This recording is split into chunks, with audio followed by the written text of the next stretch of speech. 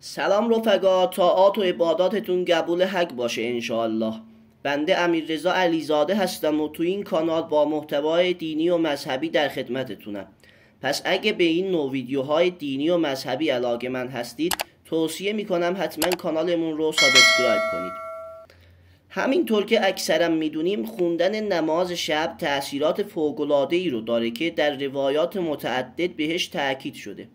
نمیخوام زیاد وقتتون رو بگیرم، واسه همین میرم مستقیم سراغ اصل مطلب.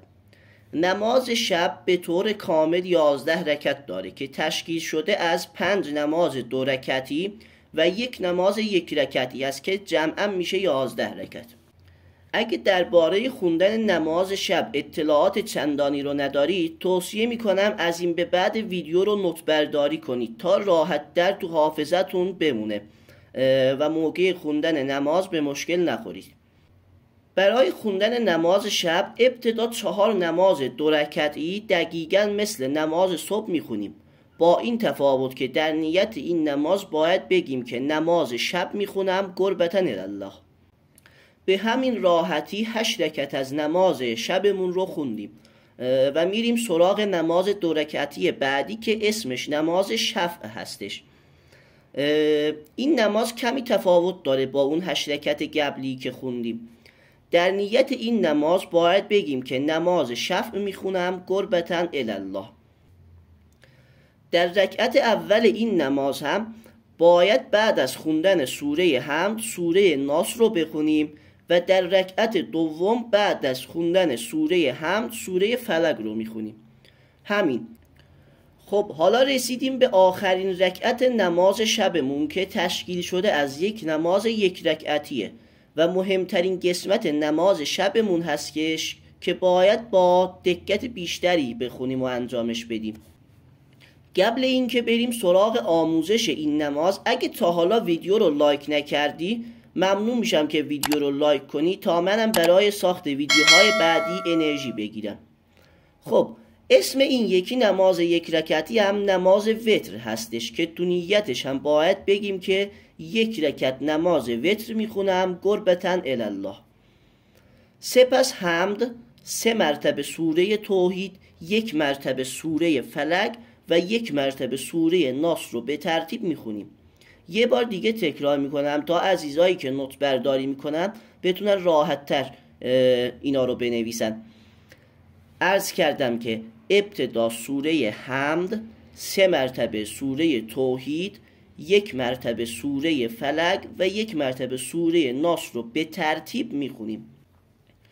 بعد از خوندن سوره های ذکر شده به قنوت میریم و ابتدا حاجت و خواسته خودمون رو از خداوند بیان میکنیم.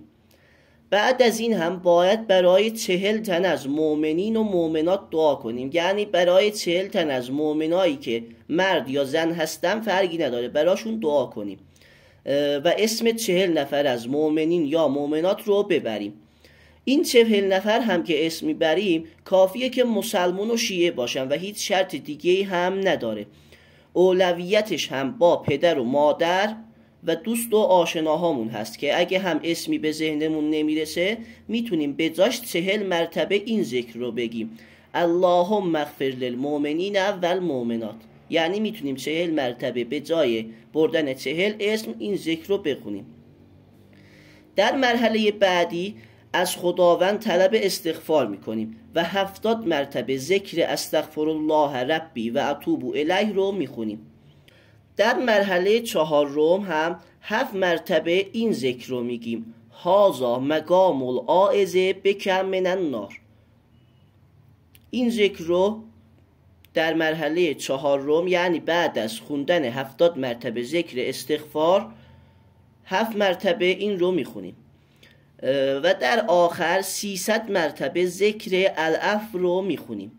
حالا قنوت نمازمون هم تموم شد و ادامه نماز رو هم مثل سایر نمازها انجام میدیم، یعنی رکوع و سجود و تشهد و سلام رو به جا میاریم و بعد از خوندن نماز هم از خداوند طلب آمرزش میکنیم.